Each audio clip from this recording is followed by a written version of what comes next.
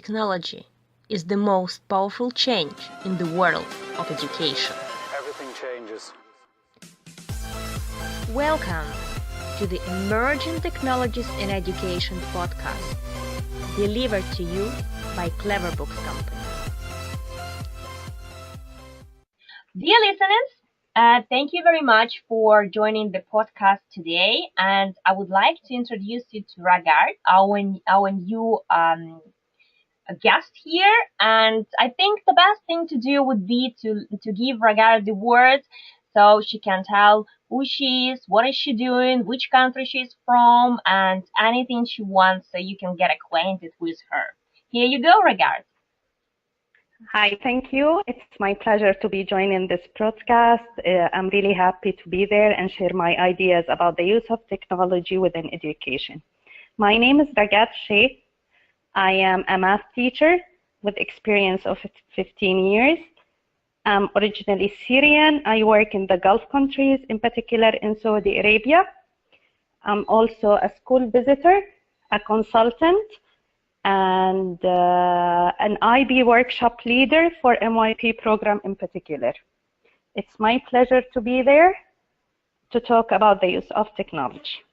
That's brilliant. Thank you.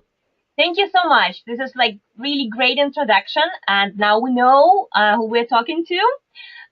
So can you please, first of all, give general insight? Are you positive or negative in regards of technology in education at school, in the classroom, and why would be that case?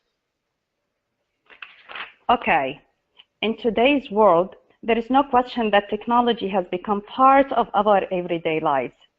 And I believe that school should be the place that reflects this world to give students the sense of belonging rather than feeling strangers or uncomfortable.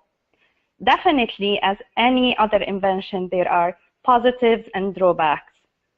We'll start with the positive things. Studies have shown that technology has so many positive effects on student learning. I'll mention 3 points in particular: learning skills, cognitive skills to be more particular. They have shown that the use of technology really improves learning skills and the use of cognitive skills. They focus more. The use of visual images, it helps students really memorize, understand, and enhance their critical thinking skills. It also helps them remember certain numbers or shapes. It helps them to become more reflective and to come up with better conclusions. I really like it for differentiation techniques, especially a lot of apps and learning games. They have different levels. They help teachers give the students the level they like or they are more comfortable working on. The third point that I really also appreciate in technology is supporting special needs for students, especially when they have very clear instructions for those students always available for them on screen. And also they have these special apps for students with the special needs. I really think this is a great idea.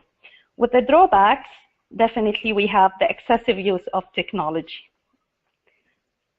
Thank you. Okay, brilliant. That's really good, insightful point of view of the from the practical side, I think. And if we're talking about technology and it being like really good thing, which technology could be, in your opinion, a good supplement for education, and why you think so? Maybe you can share like what exactly in terms of apps or technology you're using yourself, and why you're using that, and which outcomes you see. Okay. To be more specific, being a math teacher, we really appreciate the use of a lot of softwares in our classroom.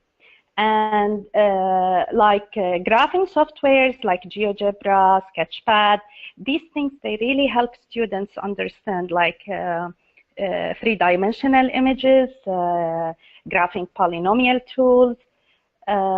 With the use definitely of graphing calculators in the classroom, it's also became part of our assessment to know how much students are good in using these calculators to solve more complicated problems. We have also a lot of applications that helps math teachers. I think even also for middle school and primary schools, it helps really understanding the sense of numbers, basic concepts of math, and it also enhances a lot of critical thinking skills. I love Google Classroom. There are also a lot of applications that we use. So we're really appreciative for the use of technology in our classrooms, especially as a math teacher. That's brilliant. So I think that's like really nice tips, especially for the teachers and educators, and especially in math who are listening, because you've named a couple of really good things that you are currently using, and that you find them helpful. And Thank you.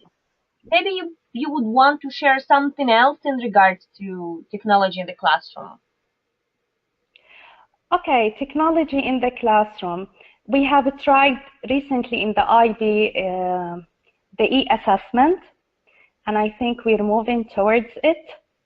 Okay, it is a great idea, but I think it's going to take some time to be adapted fully in all sides of education. As we said, sometimes it has its drawbacks. What scares us is with the use of technology is how it's been used effectively in the classroom. So it's not about using tablets, using softwares, how effective the use of these softwares and tablets or iPads in the classroom. This is what we should focus on in technology and in education. Interesting. We are talking also like to many teachers, and some of them are not really comfortable, let us say, in using the technology. And they say there are different obstacles that they see, like internet connection drops, or the teacher in front of the classroom trying to show something, and then the technology collapses. Or they just say, I think as a teacher, I must have my own skills to be able to present the material rather than using some technology. What would be your opinion in terms of like going on the side of the teachers who would not be comfortable in using the technology and might kind of reject this type of thing in the classroom? What do you think on that? Okay, I think until now there are a lot of teachers who are still worried to leave their comfort zone. And there is nothing wrong with it. Even students, they need this time where they are comfortable in some point in traditional teaching where they still use paper and pencil. I still agree there are some basic skills the students still need away from technology, which they still going to learn and apply and use. So I think the key word here is balance.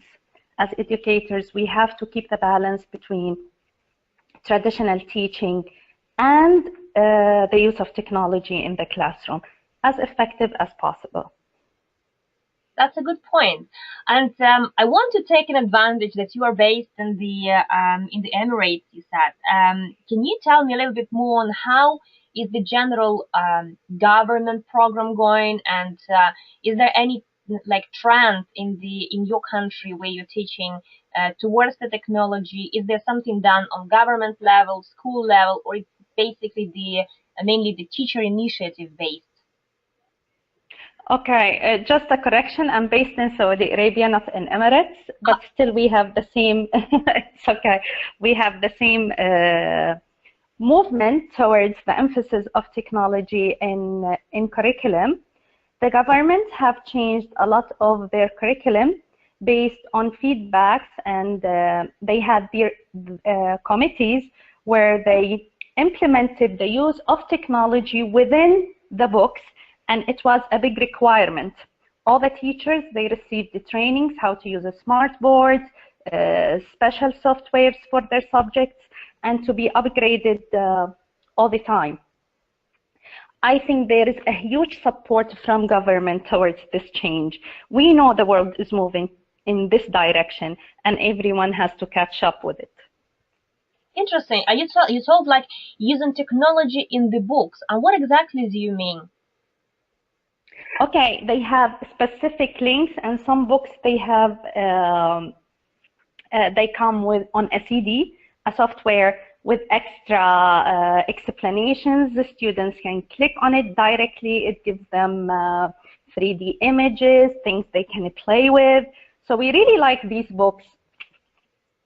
It supports the learning style the student comfortable with, and it caters also for different learning styles in the classroom. That's interesting. And as I'm coming on the side of like mixed reality and specifically based on the augmented reality, would you have any input on using the augmented reality currently in Saudi Arabia? Uh, Okay, I know we have a lot of challenges, and I think until now that the biggest challenge for us is to be up to date with the fast growing changes in the world within technology. I think as educators we have other challenges we need to face and work on and fix beside this huge change in technology and day-to-day changes. I think teachers are being supported in this area. There are big improvements in this area, but still it's not an easy shift to be done. Mm-hmm. Interesting. And yeah, I found like really interesting information going on here in this podcast. And as we're talking about different teachers who are on the technology side or outside the technology side, as you are the one who is actually using technology in the classroom, what would be your advice for those who are still kind of have a little bit of fear or maybe unconfidence to leave their comfort zone? What would be your advice for those teachers? Okay, my advice for anybody is to be a risk taker. We have at a time to get out of our comfort zone as long as this will take us to the goal, which is providing our students with the best education they can. And since this is our main goal, and to provide them with the tools to face the reality outside, which means we have to prepare them with a high-tech world. This is why our classrooms, they have to be fully equipped with the latest technology. And we have to face our fears from dealing with these high-tech tools in the classroom. I know it's not easy. Sometimes all of us as human beings, we rush into these safety zones where we are more comfortable with things we grew up with. I again repeat, I think balance is the key word here. Take the risk. If you're afraid, go back to your comfort zone. Take the risk another time when you are more comfortable. And I think students encourage teachers to do this step. So we are going there. Yeah, I feel that as well because teachers are pushed a little bit by the students as they already have their mobile devices. Yeah, and they're kind of like, okay, I have here my mobile device, and it's you as a teacher who decide in this case if you want me to use it for social communication or if you want me to install some apps and kind of do some True. work for the education. True. It's I know it's a challenge. It's not easy. One of the negatives is distraction, and this is where the challenges come from. We know some students still not use, even students, I'm not talking about teachers only, even students sometimes they're not comfortable with technology. We have faced this challenge with some students who did not like taking e-assessments. They still like holding a paper and pencil rather than working on a screen. We should still keep a variety of things around the students, around learners, as long as they are comfortable with it, and make the move gradually when they are competent about it. Oh, that's absolutely interesting point, and I find it brilliant.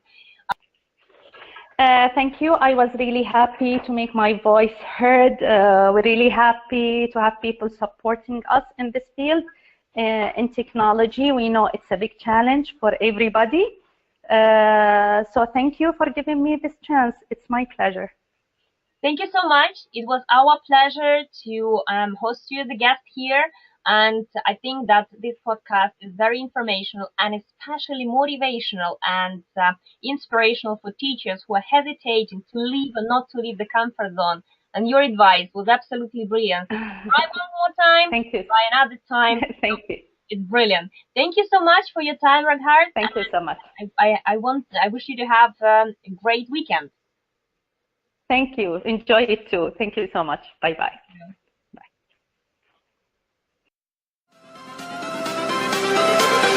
Everything changes.